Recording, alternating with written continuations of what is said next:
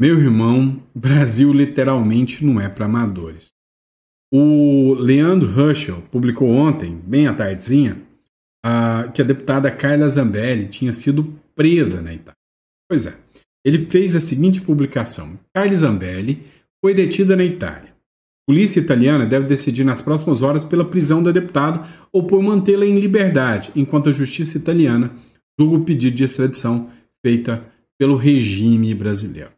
O Sóstenes Cavalcante, um deputado aliado, à própria Carla Zambelli e ao Bolsonaro, ele fez uma publicação e ele disse o seguinte: olha, a Zambelli não foi presa, ela se apresentou à justiça italiana. Dá uma olhada na publicação do Sóstenes Cavalcante. Em recente contato com o advogado da deputada Carla Zambelli, o Dr. Pagnosi, me informou que ela hoje se apresentou espontaneamente às autoridades policiais na Itália para começar o seu pedido de asilo político, bem como de não extradição. Ela fez essa apresentação no dia de hoje e agora seguirão os trâmites normais da justiça italiana. Queremos daqui do Brasil desejar toda a nossa solidariedade à nossa querida deputada Carla Zambelli e dizer que sempre estaremos ao seu lado contra a perseguição que ela vem sofrendo do judiciário brasileiro.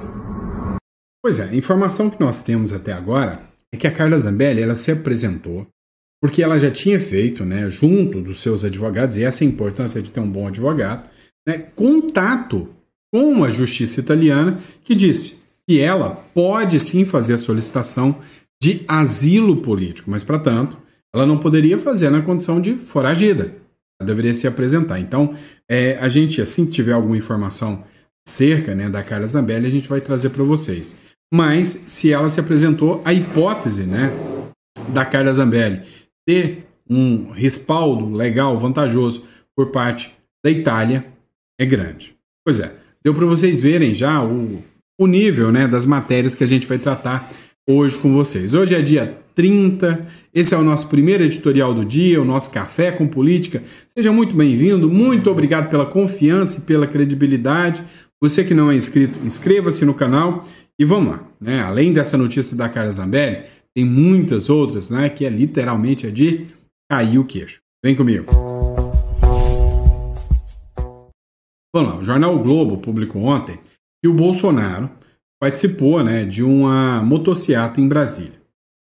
Ele não subiu nas motocicletas, não, ele veio, acompanhou, e ele estava acompanhado, inclusive, da Michelle Bolsonaro, a ex-primeira-dama, e também do seu filho, o senador Flávio Bolsonaro. Segundo a matéria do Globo, o que chamou a atenção foi que os motoqueiros que participaram dessa motociata, todos eles estavam junto de bandeiras e faixas de apoio ao Donald Trump. E aí começou uma crítica muito grande, se eles estão favoráveis às tarifas. E aí chegou um deputado petista, a informação que tem de bastidores é que ele vai pedir a investigação de quem participou da motociata por atentado contra o Brasil. Ou seja, hoje, você falar que você apoia as medidas do Donald Trump, você é um traidor da pátria na visão dos petistas. Agora, quando é para você estar do lado do Irã, do Hamas, não está traindo ninguém. E que nível que o Brasil chegou, Mas enfim, o Brasil se tornou alvo de questões internacionais, ou seja, a política brasileira internacionalizou. Você viu essa matéria da Gazeta do Povo? O parlamentar da Europa diz que Bolsonaro sofre ataque direcionado do judiciário. Literalmente, o Brasil está em maus lençóis. O deputado é o George Simeon, que é o líder romeno, acusou o STF de perseguição ao Bolsonaro. O parlamentar romeno, que é o George Simeon, ele foi ex-candidato à presidência da Romênia, teve uma boa representatividade e agora ele é membro do parlamento romeno. Ele criticou o Supremo Tribunal Federal Brasileiro por, segundo ele, perseguir e conduzir uma perseguição política contra o Bolsonaro. Ou seja, algo sem precedentes, o que está acontecendo aqui no Brasil. Ele destacou também o bloqueio das contas bancárias de Heloísa Bolsonaro, esposa do Eduardo Bolsonaro, que está lá nos Estados Unidos. Então, assim, o Brasil hoje virou um caso internacional de discussão sobre Até onde que vai a democracia? Mas tem quem apoia, tá? Tem quem apoia o que está acontecendo contra o Brasil. Exemplo é o próprio presidente do Supremo Tribunal Federal. Olha o que ele falou. Ele, clara afronta, né, ao Trump e ao governo norte-americano, ele disse que bloquear 3 perfis, né, de residentes nos Estados Unidos é um preço baixo demais pela democracia. Justamente ele está confessando aqui que teve avanço, né, de bloqueio de perfis lá nos Estados Unidos. O presidente do Supremo Tribunal Federal, que é o ministro Luiz Roberto Barroso, ele disse nessa terça-feira que o bloqueio de 3 perfis nas redes sociais de pessoas que moram fora, fecha aspas, é um preço muito baixo a ser pago pela manutenção da democracia. Segundo ele, em tempos recentes, presenciamos uma onda de ataques às instituições, ao sistema eleitoral e especificamente ao Supremo Tribunal Federal. Algumas postagens, dezenas e não milhares, que apoiavam o golpe ou eram criminosas, foram removidas. Nesse momento, há 3 perfis que foram banidos por decisão da corte.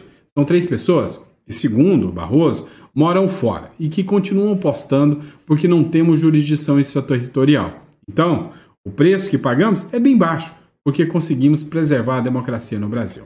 Pois é, a grande questão é que essa fala do ministro Barroso, presidente do STF, não foi muito bem recepcionada, né, segundo os bastidores aqui pelo Donald Trump. O Eduardo Bolsonaro mesmo ontem fez uma postagem mencionando essa fala do Barroso, dizendo que essa postagem do Barroso é mais um estopim para o Donald Trump vir com tudo com a aplicação da lei Magnitsky contra eles.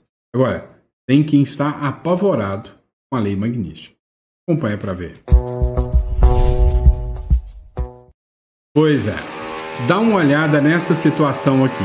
O Davi Alcolumbre, presidente do Senado, disse que não vai pautar de jeito nenhum o impeachment do ministro Alexandre de Moraes, ignorou completamente a família Bolsonaro, não vai pautar a anistia e que a pressão feita pela família Bolsonaro para que as lideranças avancem com pautas de impeachment não vai adiantar.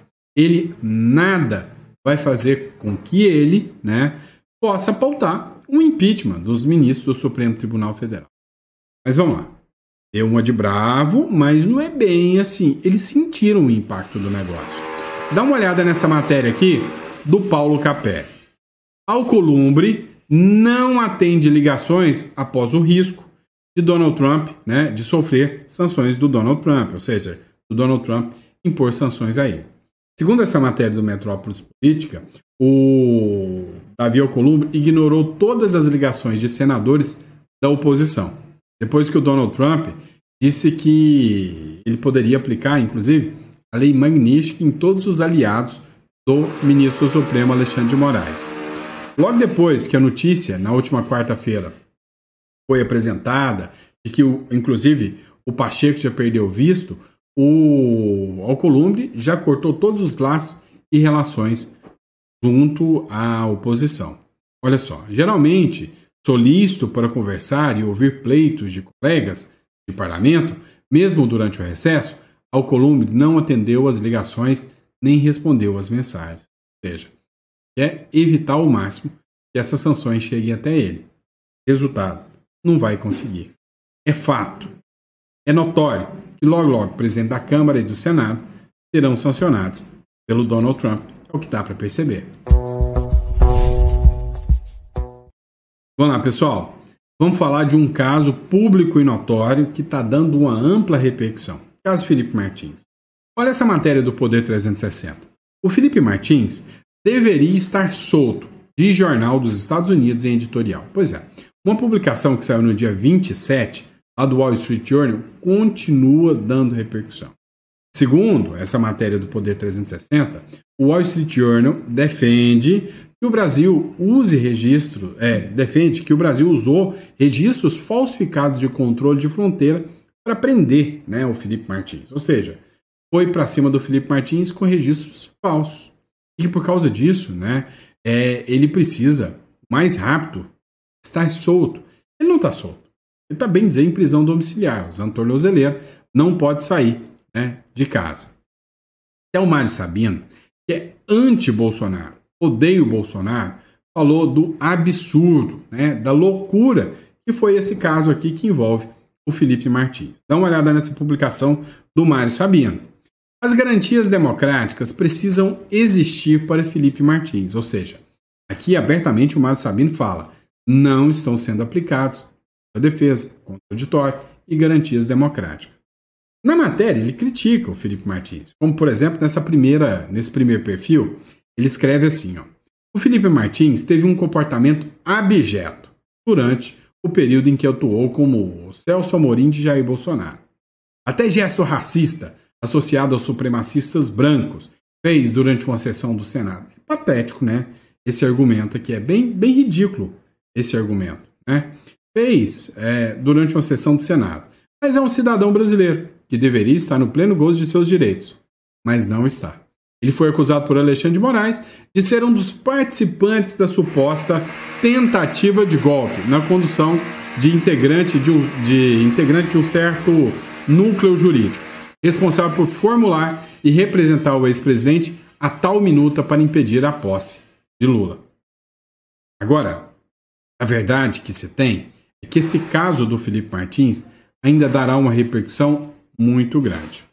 Olha só, o Moraes, inclusive, ficou incomodado porque a primeira vez que o Felipe Martins pôde falar dentro de algo que ele pudesse manifestar foi no processo do Supremo Tribunal Federal, o que deu de grande repercussão. O ministro do Supremo Tribunal Federal, Alexandre de Moraes, ele mandou que o presídio explicasse uma denúncia que foi feita pelo Felipe Martins. Tá, na denúncia, o Felipe Martins foi para uma solitária. A Bárbara do Tietolizei, ela falou muito sobre isso. Ou seja, ele ficou preso em um lugar separado, né, onde ele teve que ficar ali numa sala escura. No seu interrogatório como réu dessa ação, segundo essa matéria do Metrópolis, o Felipe Martins denunciou uma suposta irregularidade na unidade prisional durante o período em que esteve preso. Martins afirmou ao STF, em interrogatório sob a presidência do juiz auxiliar de Moraes, que é o Rafael Henrique Tamay, que foi mantido em isolamento durante parte do período em que esteve na prisão. E ainda, após o período de triagem, teria ficado numa cela sem iluminação. É o corró, né? O literal é solitária. Pois é, se alguém ainda duvida, né, os métodos espúrios que são utilizados contra quem é crítico do regime, não duvide mais, né? Agora, chamou atenção o próprio ministro Alexandre de Moraes pedir que a agência, né, penitenciária lá, que é a unidade prisional, explique o que aconteceu. Caramba, né? Vamos esperar para ver essa explicação. E sobre as sanções, hein? Será que elas vão acontecer? Olha essa matéria do Metrópole.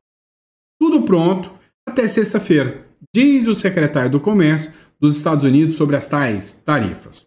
Pois é, o secretário de Comércio dos Estados Unidos, que é o Howard Lutnick, voltou mais uma vez a afirmar nesta terça-feira que o governo do presidente Donald Trump não tá para brincadeira.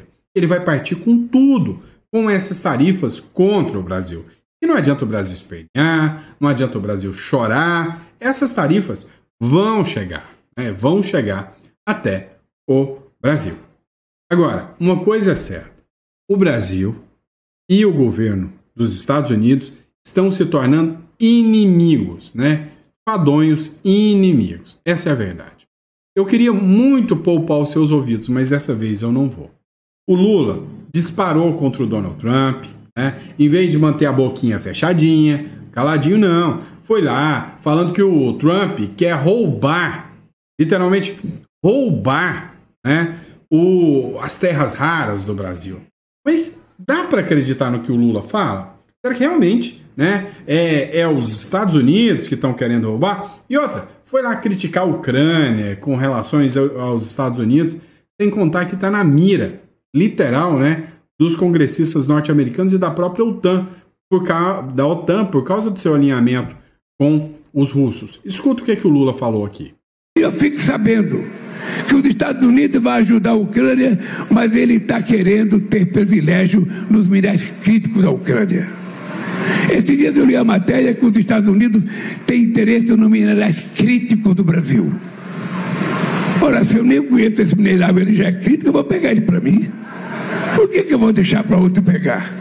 Então nós estamos construindo uma parceria dentro do governo, com a criação de uma comissão ultra especial, primeiro para que a gente faça um levantamento de todo tipo de riqueza que o Brasil tem no seu solo e no seu subsolo.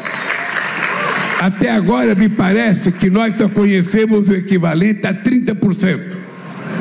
Então nós temos 70% do nosso território e das nossas riquezas que não foram ainda pesquisadas. E nós temos que dar autorização para a empresa pesquisar sob o nosso controle. A hora que a gente der autorização para uma empresa que ela achar, ela não pode vender sem conversar com o governo e muito menos ela vai poder vender a área que tem o minério.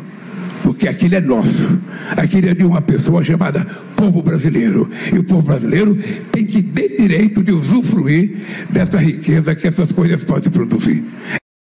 Tá bom, depois você lava os ouvidos, tá? Olha, quem é que acredita nesse tipo de discurso? Tá, ele tá falando das terras raras, dos minerais raros que tem no Brasil. Tá, você pode ou não acreditar no Lula, tá? Agora, você pode pesquisar um pouco mais e ler matérias como essa aqui. Olha, os Estados Unidos, malvadão, querendo nossas terras raras. Dá uma olhada. Vendas de terras raras brasileiras para a China triplicaram em 2025. Ué, colonialismo Xing Ling pode? É possível. Ué, o Brasil exportou 6,7 milhões em minerais utilizados na indústria tecnológica no primeiro semestre desse ano. 3 vezes o total de 2024. Ou seja, você vê esse discurso nacionalista, a terra é nossa, nós vamos cuidar da nossa terra. Você até finge que acredita, né? Mas não acredita não. Não acredita não. É conversa fiada do Lula, né? Não dá para acreditar. Quando é para entregar para a China, pergunto, está sendo fiscalizado pelo governo, né? Esse minério todo? Coloca a mão na consciência se dá para confiar. Eu acredito que não. E aí, enquanto o Lula fica lá atacando a Ucrânia, atacando os Estados Unidos, olha só o que o senador norte-americano Lindsey Graham falou de novo, né, na última segunda-feira. O Brasil pode pagar, abre aspas, um preço alto por apoiar a Rússia, diz aliado de Trump. O senador norte-americano Lindsey Graham, do Partido Republicano, afirmou em publicação no X da segunda-feira que países integrantes do BRICS, como Brasil, China e Índia, sustentam a máquina de guerra de Putin e, por isso, estão prestes a pagar um preço há muito devido. Meu irmão, por muito menos o Putin partiu para cima da Ucrânia. Putin subestimou seriamente o presidente Trump. Espero que países como China, Índia e Brasil, que sustentam a máquina de guerra de Putin, esteja prestes a pagar um preço há muito devido, escreveu o parlamentar nas suas redes sociais.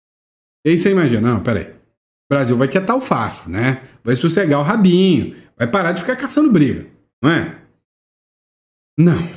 Não é bem assim. Mas literalmente não é bem assim mesmo. O Brasil aplicará sanções a Israel por, abre aspas, genocídio em Gaza, diz chanceler da ONU. Olha só. É o Celso Amorim, né, o ministro do Brasil, ameaçando os israelenses. A gente já viu na história que isso não dá muito certo. O governo brasileiro, segundo a matéria da Gazeta do Povo, endureceu o discurso contra Israel.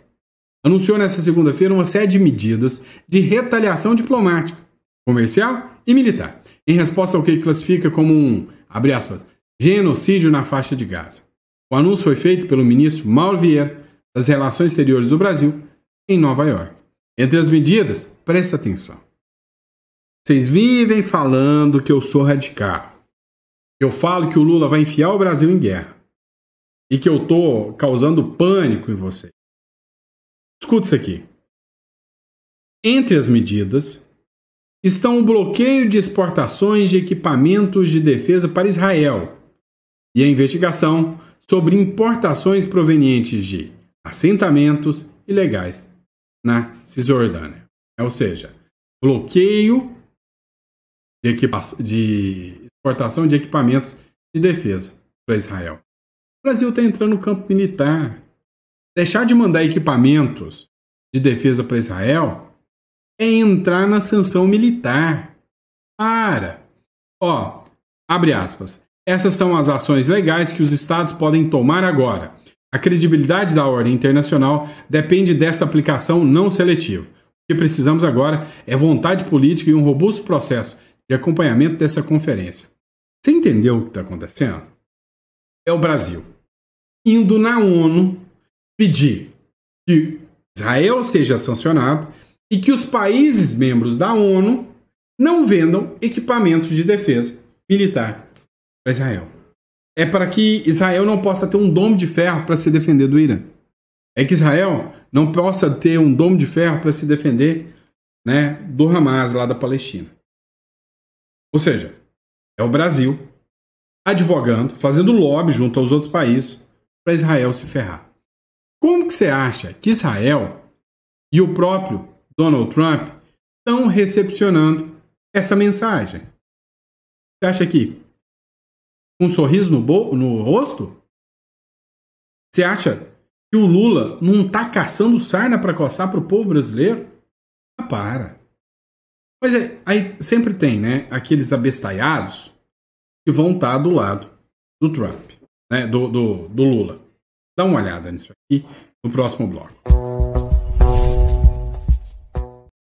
Olha só, eu tenho certeza absoluta que você cresceu pensando que quem recebia um prêmio Nobel era uma figura assim extremamente, vamos dizer, algo fora do comum, algo excepcional.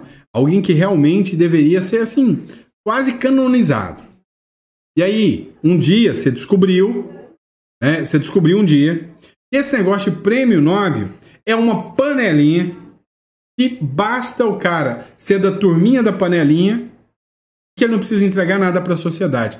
Como as coisas mudaram, como a rede social mudou as coisas, né? Dá uma olhada. Líderes deveriam seguir a reação de Lula a Trump, diz Nobel de Economia. Olha só, Joseph Eugene Stiglitz, americano, vencedor do Prêmio Nobel de Economia de 2001, redigiu um artigo onde ele exalta o Lula. Disse que o Lula, sim, esse é um estadista nos tops da galáxia. Que a postura do Lula pode salvar a economia brasileira. Que todos os líderes deveriam agir igual o Lula. Não é isso? Deveriam agir igual o Lula. Que o Trump é o fracassado da história. É o que o Prêmio Nobel de Economia, o Joseph Eugene, diz. Aí você pensa, o cara ganhou um Nobel de Economia. Quem é esse merdinha do Sandro para falar de um Nobel de Economia? Razão. O que isso quer dizer? O cara, sinceramente, tem, né, um potencial muito grande para fazer lobby. Porque se você acha, né, que isso aí, Prêmio Nobel, garante coerência, se enganou. Para você ter noção, olha essa matéria aqui que foi publicada lá em 2007. Esse mesmo, Joseph Stiglitz, né, ele foi em Caracas, na Venezuela, e disse que lá, né, as políticas aplicadas pela Venezuela naquela época, né, aves, eram maravilhosas. Ele disse que a Venezuela se tornaria um país maravilhoso com as políticas socialistas que estavam sendo aplicadas na Venezuela. Então, se você acha que esse prêmio Nobel, né, esse cara quer a economia do Brasil boa, igual a da Venezuela, então você acredita que o prêmio Nobel vale para alguma coisa. Agora, se você acha que o Brasil não tem que ser como a Venezuela, cá entre nós, o prêmio Nobel não serve nem para limpar a sola do seu sapato. Eu ia falar outra coisa, mas assim, é sacanagem, é ridículo, né? O discurso desses caras. Dá uma olhada aqui, né? Nessa publicação do CNN, né? O Dumas, ele disse o seguinte, olha, o Roberto Dumas, professor de economia, chinesa, do INSPER. Ele não é prêmio Nobel. Mas olha o que ele falou. O Lula nem é de direita e muito menos bolsonarista. O Lula prejudica o diálogo com os Estados Unidos. Escuta. O Lula perdeu muitas possibilidades de abrir um canal de negociação. Veja, mesmo depois do tarifaço, querer fazer uma reunião com os esquerdistas, não estou falando bem ou mal, mas é contra Trump. Lá no Chile, e ainda no Chile fazendo na Argentina, entrando com Cristina Livre, e depois falando em desdolarização, e aí usa o argumento, não sei se é a narrativa correta, ou o ar está um pouco rarefeito para as discussões aprofundadas, aparentemente. Tá? A culpa é do Bolsonaro ou a culpa é do Lula? Não é questão disso, é questão de você saber que o Lula tem um papel a fazer, tem um papel a exercer como líder de Estado, não líder de governo. Ele está participando, ele está agindo como um líder de governo. Ele está fazendo isso para ganhar cada vez mais votos e ganhar cada vez mais popularidade. Só que isso está prejudicando a negociação com Trump. Então, usar sempre o argumento de Bolsonaro, Bolsonaro, Bolsonaro, isso ajuda talvez na popularidade dele no curto prazo. Vamos ver no longo prazo. O governo Lula... Pois é. Este é um professor de economia chinesa do INSPER. O outro, que diz que o Lula está fazendo certo, é o Nobel da Paz. E aí, o que você acha? Inclusive, esse mesmo cara Nobel da Paz aí, foi um que exaltou o Maduro também, tá? Dá uma olhada, diz que Venezuela é uma bela de uma democracia. Ó, os Estados Unidos, isso aqui é que é democracia. Ó. Estados Unidos anunciaram uma recompensa de 25 milhões de dólares por informação contra Maduro. O governo norte-americano acusa o presidente da Venezuela de integrar o grupo criminoso chamado Cartel de los Soles. O DEA, que é o órgão que pegou o Pablo Escobar, quem assistiu aí a série Narcos do Pablo Escobar, sabe que o DEA, né, é o sistema de repressão às drogas. Pois é, ele é um departamento que disse que qualquer informação para pegarem o Maduro pagam 25 milhões de doletas para quem tiver informações contra o Maduro. Um cartaz com uma foto de Maduro e o valor da recompensa foi compartilhado na segunda-feira pela conta oficial do DEA na rede social X. O órgão também pede informação de Diosdado Cabejo, né, o ministro do Interior da Justiça e Paz da Venezuela, e de Vladimir Padrinho Lopes, ministro da Defesa da Venezuela, ambos do mesmo partido político de Maduro. Pois é. Ou seja, cara, tem muita gente na cola do Maduro. Muita gente. Os Estados Unidos fez uma publicação no sentido de que o Maduro não é um presidente eleito. Ele é só um líder de um cartel terrorista. Nada mais do que isso. Só isso. Né? Ó, mudando de assunto, Luiz Felipe Pondé. Olha o que ele escreveu aqui. Um país em que não se pode xingar mandatários do poder não é democracia. A luta no Brasil não era para deixarmos o país virar um galinheiro de quintal, dominado pelos cantos de uns e galos enfeitados. Ou seja, o que a gente tem hoje é uma euforia de um bando de pavões que assumiram, né, os principais postos do Brasil. E aí esses verdadeiros pavões não aceitam críticas. Não aceitam críticas. E aí criminalizam a crítica. E quando você não pode criticar aquele que é uma figura pública, isso não pode ser chamado de democracia. Concordo em número, gênero e grau com Luiz Felipe Pondé.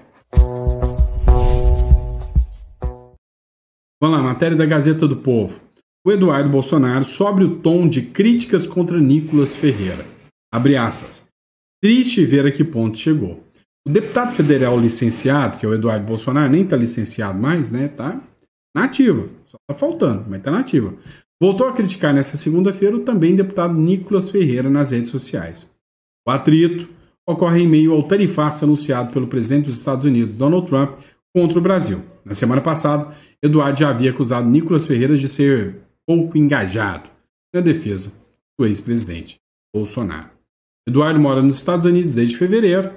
E aí, vem cá, o que o Eduardo Bolsonaro ganha agora com críticas ao Nicolas Ferreira, né? Não faz muito sentido isso, tá? Não faz muito sentido, uma hora dessa, ficar entrando em embate de direita com direita. O Nicolas está aqui no Brasil. E cá entre nós, o Nicolas está na mira o tempo inteiro do Moraes. O Nicolas entrar em embate agora é contraproducente. Ele não está fora do Brasil. Então, assim, eu acho que a bobeira do Eduardo ficar nessa briga aí, né, ferrenha contra o Nicolas. E você, o que você acha? Deixa no comentário, eu quero saber. Combinado? E é isso aí, pessoal. Muito obrigado, grande abraço, fica com Deus. Eu vejo vocês no próximo editor. Abraço.